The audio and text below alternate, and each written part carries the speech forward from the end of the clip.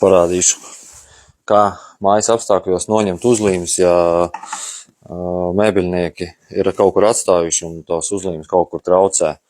Tātad šīs ir klasiskās rūpnieciskās uzlīmes, ko mēs paņemam fēnu. Man tāds ir rūpnieciskais fēns, bet principā tikpat labi der arī mājas fēns. Uzsildam mazliet to uzlīmi. Mēģināšu ar vienu roku. Būs pagrūti, bet mazliet uzsildam uzlīmi,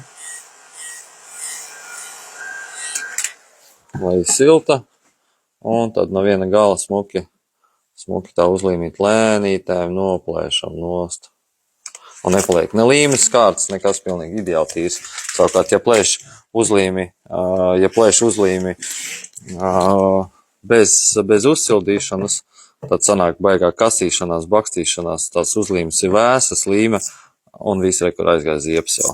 Un neko nevar izdarīt vairāk. Un tad tu dabūn sēdēt plūkāt un kasīt nost. Un tā kā mājas apstākļos elementāri paņemam jebkuru sieviešu fēnu, matu žāvētāju, matu žāvēšanas fēnu, jebkuru mazliet uzsildam un noņemam nost.